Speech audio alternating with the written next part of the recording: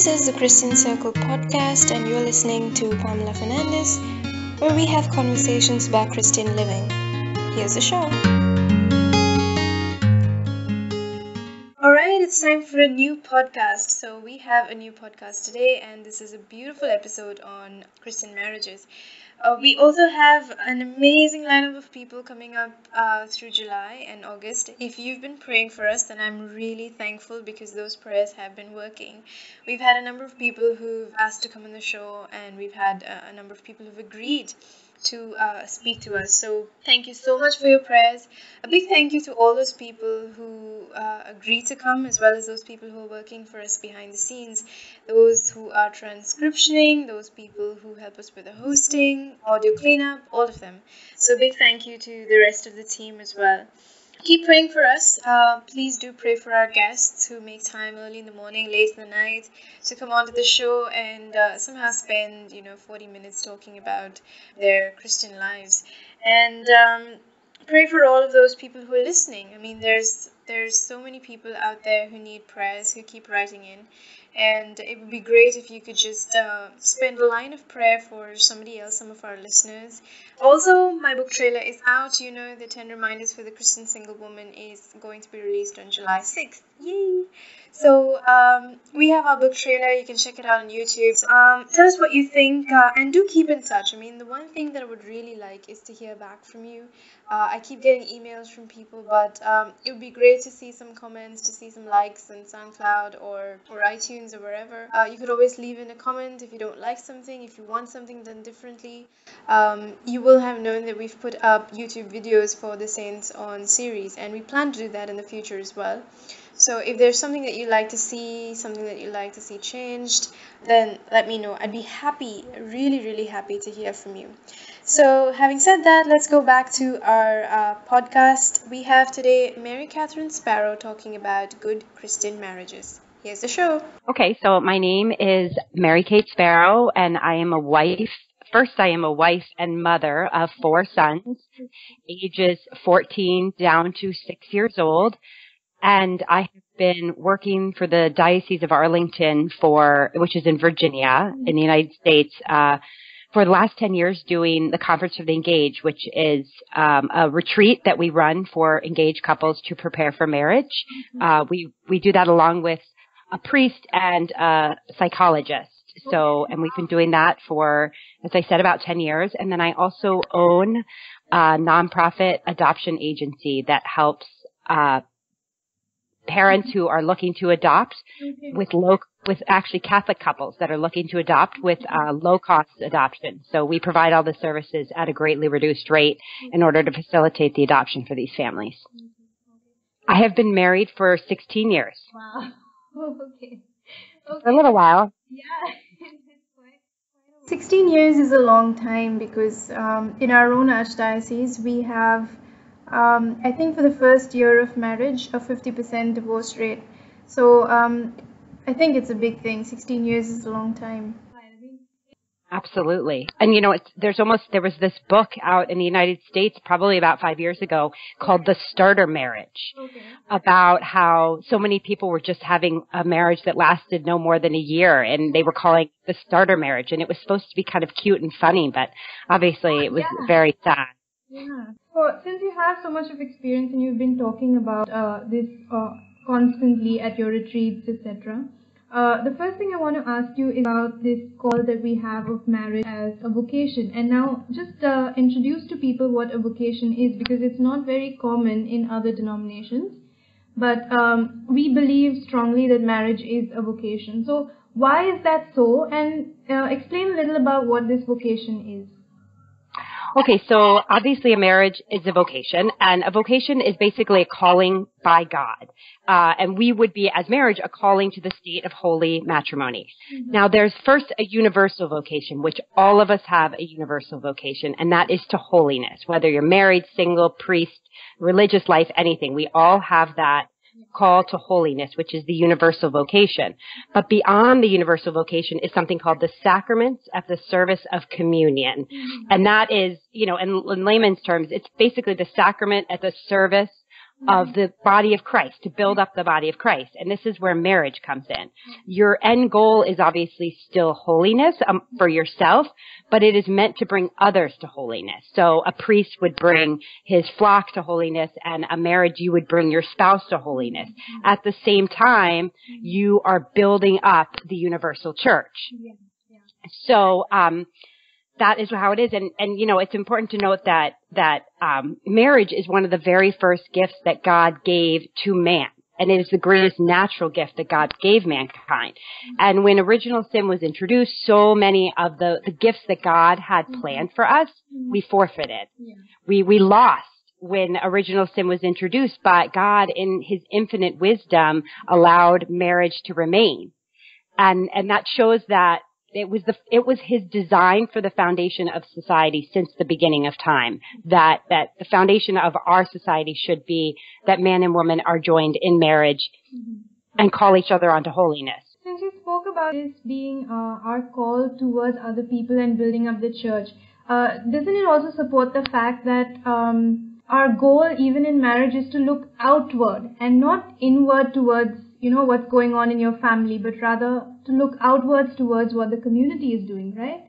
Oh, absolutely. I mean, we are called as Christians to always be in service, and that service starts in marriage. You're at the service to your spouse, but then that by extension, that goes on to the service of the community. And really, I mean, so much of how you support the community is through a strong marriage. For example, the cyclical nature of life is supported through marriage. Our parents gave birth to us and they raised us. And now as they get older, we in turn will care for them until they pass away. And that by being in that service and giving that service within our own family, that releases the burden on the community at large.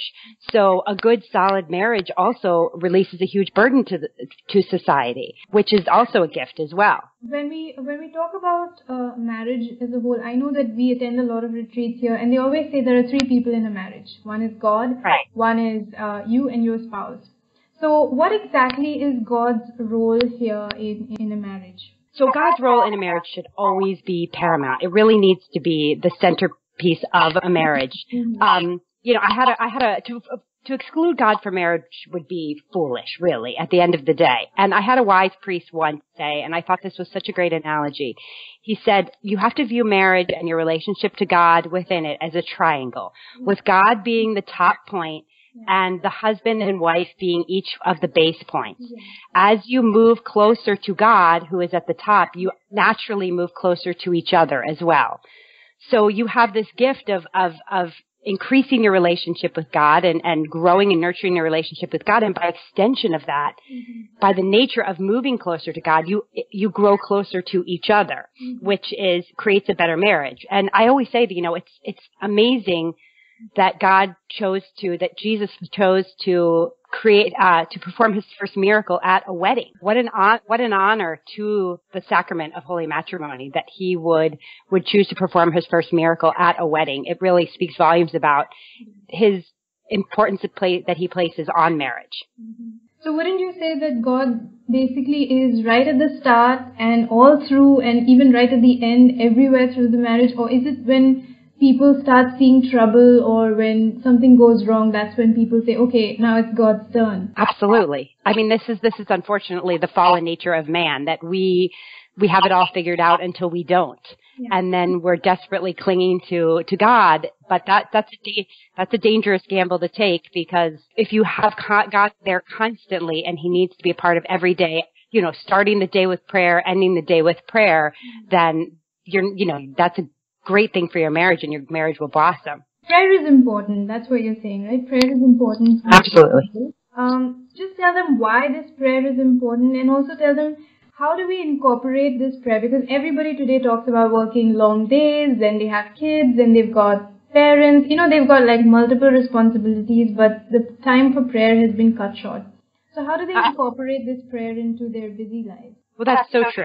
You know, prayer, I would say that prayer isn't just important, it's essential for marriage. When we speak to the engaged couples, we say something it can sound kind of ominous, but there's a reason for it. We get up to the couples and we say, I can look at all these couples, and usually at each meeting, there's 180 people, so 90 couples. And we say, I can get up in front of you, and I can't predict whether any of you will be happy, whether you'll have a happy marriage, whether you'll have a wealthy marriage, a successful marriage. The only thing I can get up here and say with absolute certainty is that your marriage, you will suffer.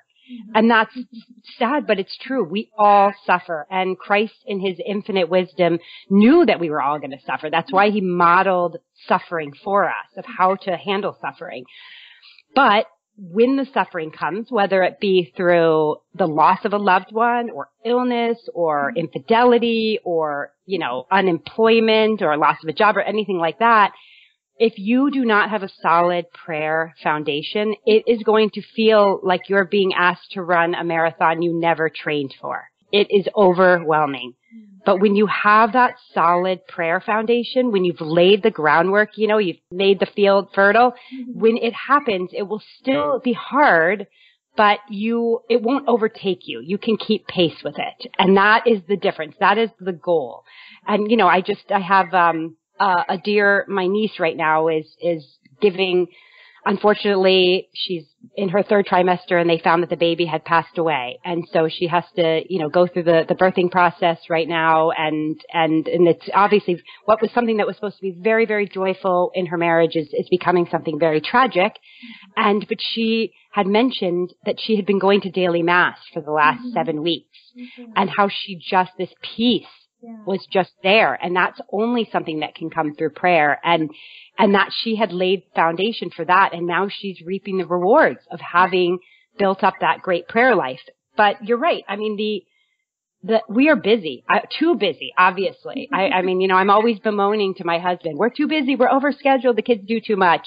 But this is kind of the nature of the world we live in. But, it's essential to carve out a little piece of the day for prayer. I went to a priest once for some spiritual direction I felt frustrated with my prayer life. I didn't feel like I was carving out enough time for it. And he said, you have to, it's an exercise of the will. You have to grow. You have to train the will and exercise it just like you would any muscle. So he gave me a little challenge. He said, okay, from now on, every first time you get in the car in the morning, instead of turning on the radio like you want to, stop, and be quiet, be still and pray. And he said, you don't have to do it every time, but do it. And then you'll grow in strength. Or he said, okay, you want to reach for a cookie after dinner or a glass of wine. Every once in a while, just stop and don't do it. And that's how we exercise our will and we become stronger. And as you become stronger, then there's more time for prayer. You're more able to listen to the prompts of the Holy Spirit that's calling you to pray. And my husband and I we pray together at the end of the night. And I'm not, I'd love to say that we're sitting here praying, all 4 mysteries of the rosary, but we're not. It's a small prayer, but it's just the idea that you're taking a moment of quiet together to thank God for the day and prepare for the next day. And not everyone can do the evening. The evenings we happen to have jobs and families where we can do that at the end of the day, but for some people it needs to be the morning. It's just the effort. God, I think, recognizes and celebrates the effort.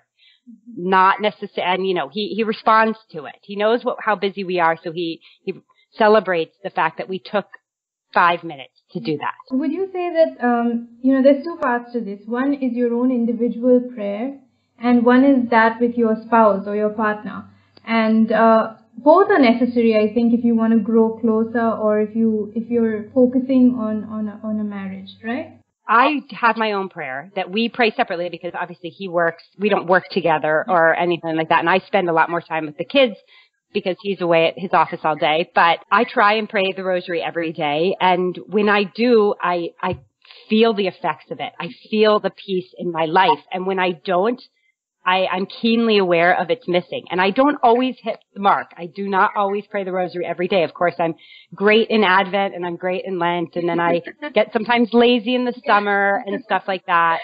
Obviously, the perfect prayer is the sacrifice of the Mass. So to celebrate on the weekend, on Sunday, Mass with your spouse is is a huge blessing to your marriage. But beyond that, if we can shoot to make maybe one daily mass a week together, we try, but the bulk of our prayer life is separate. But it's that evening prayer, which really does only last, 3 to 5 minutes, just, connecting at the end of the day. So what would you suggest in terms of something practical for those who are struggling? Because there are lots of people now who are on the very edge, and they're not sure what they're going to do with their problems or their life partners. They're thinking about annulments and divorces and separations.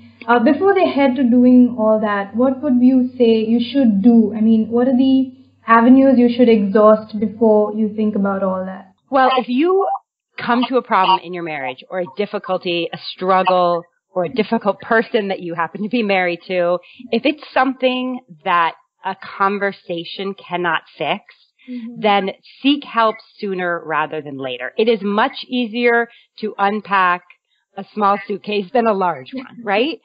And my first piece of advice would be to find a trusted priest or religious sister who would be willing to meet with you. I mean, we all know priests that are really gifted at interpersonal relations, that just know people, they know how to, and they have a lot of experience dealing with things like this. Even though they've never been married themselves, they have a lot of experience dealing with this. And the added bonus is that there's no cost to it. So you're not committing to any big, financial cost to go meet with them. And as I said, they do have so much experience. It's kind of like confession. I mean, there's nothing you can say that they have not heard before.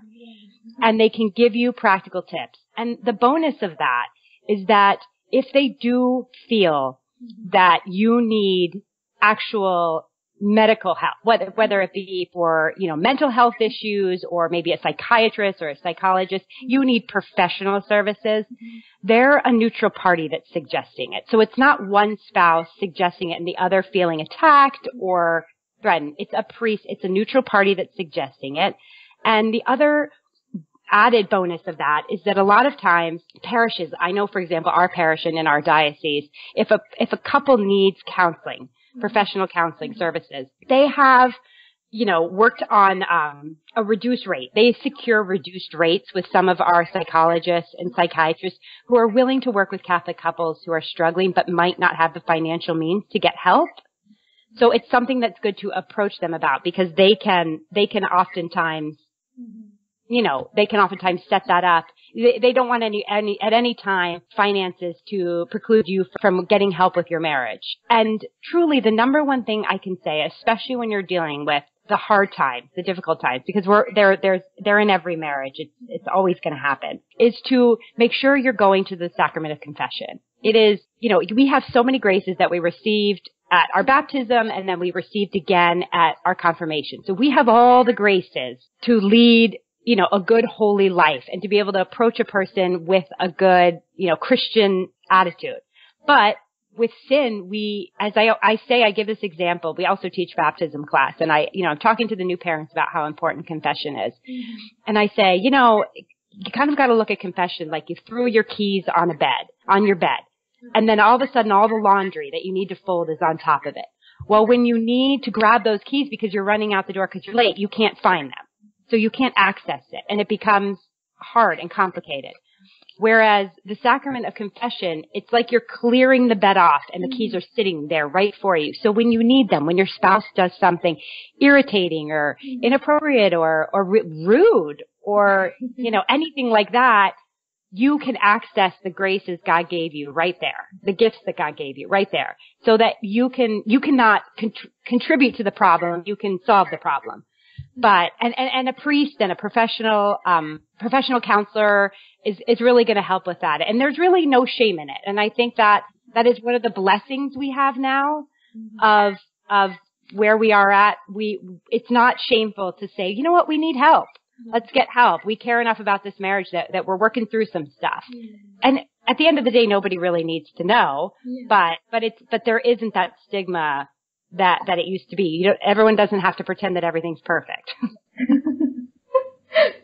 Well, when exactly do you seek help? Like, for example, if you're just starting to see a problem, whatever it may be, is that when you actually go to a priest? Do you go alone? Do you take your spouse? I mean, what exactly do you do? I mean, when you just start seeing an issue, or you feel uncomfortable, or there's something going on. Well, first talk to your spouse. That would be as I said before, just try and have a conversation with your spouse. That is the first.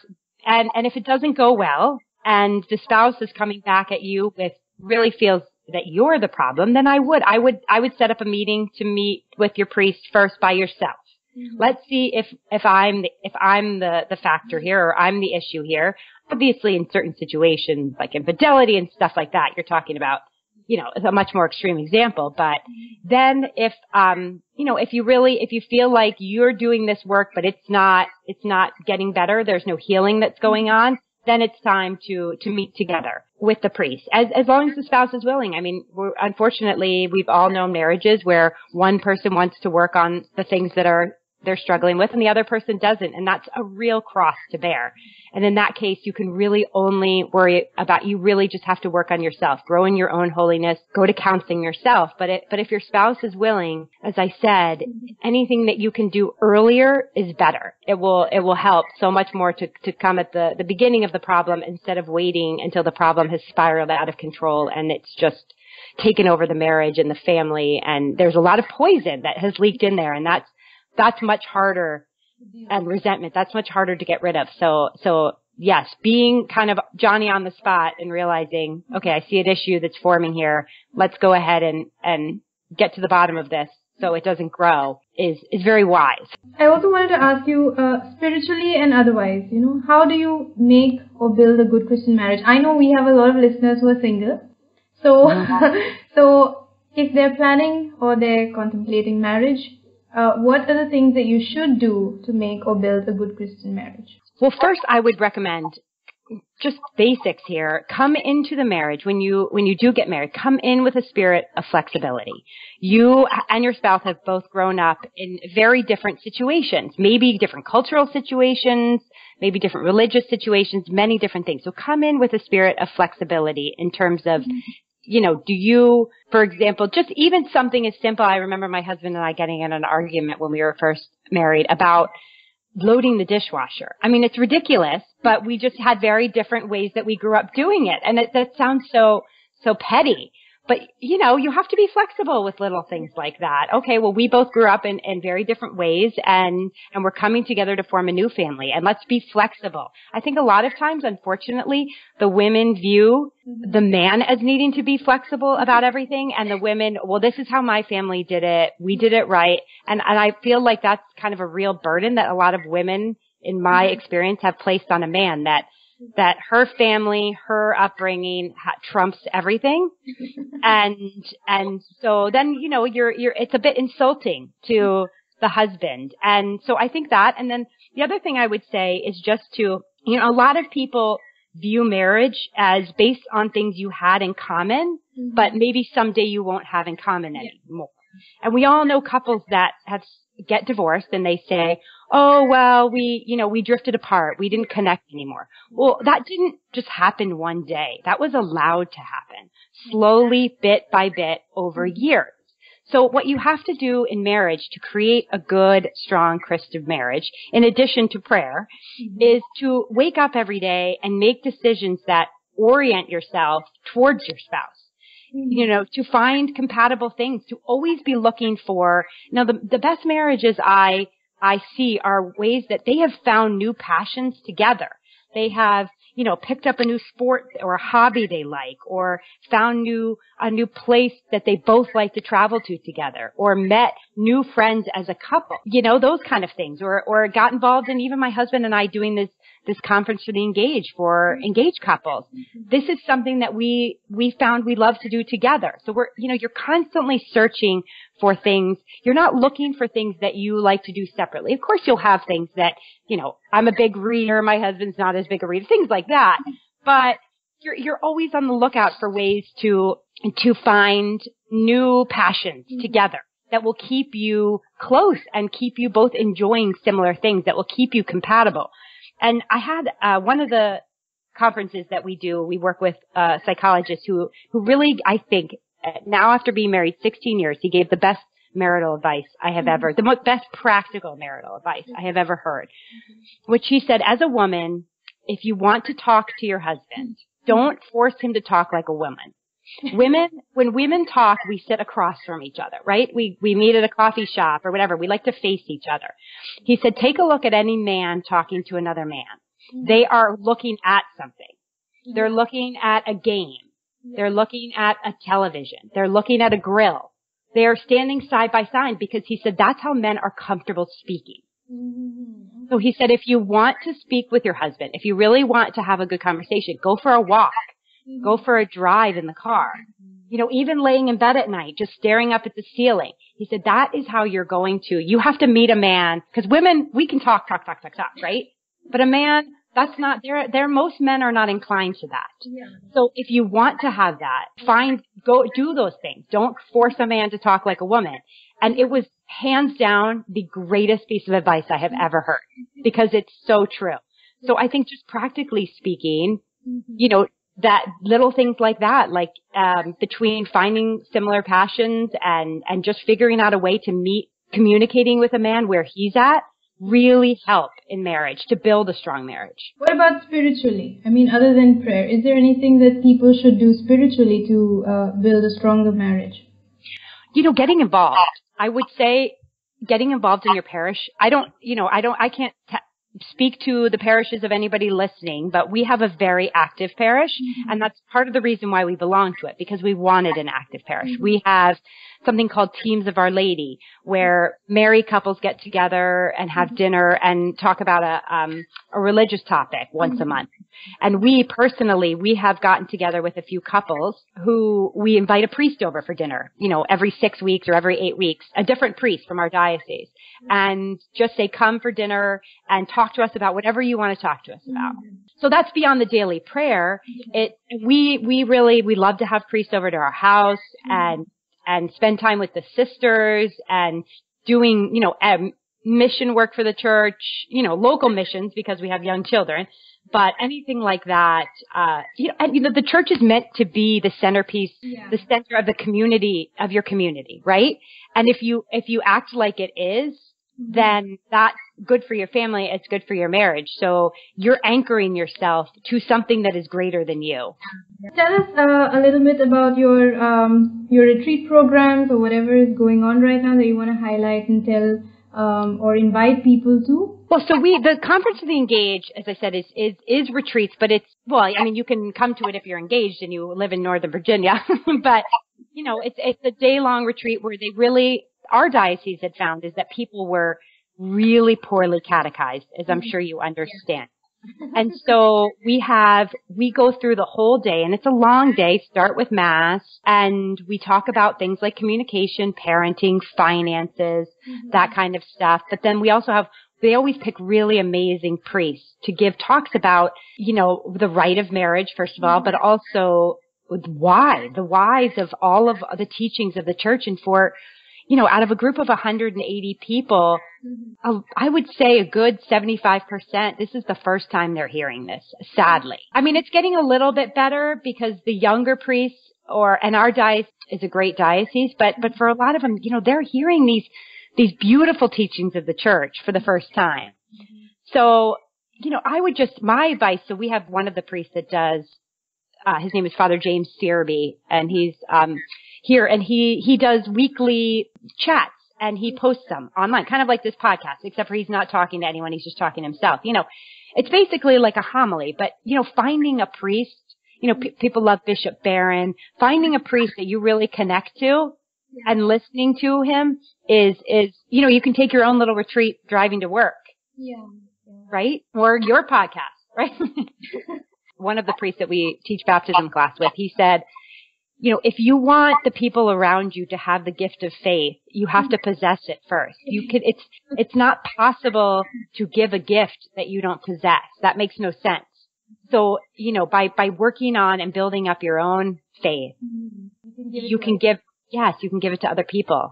So if people want to find you, Mary, I mean online, or they want to speak to you, or they want to get in touch with you about all of these things, where can they find you and how can they do so? Oh, well, that's sweet.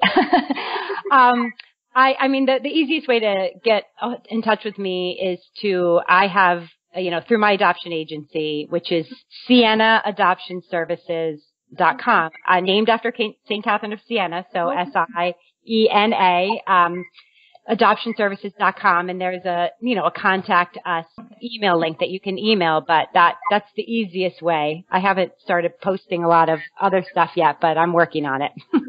We've spent the better part of 2 years setting up this agency and making sure we were in with state laws and all that kind of stuff. So it's really dominated the last 2 years. Are you on Twitter or on Facebook or something? I am on Facebook. Mary Kate Sparrow, Sparrow. See my picture with my 4 boys up there. All right.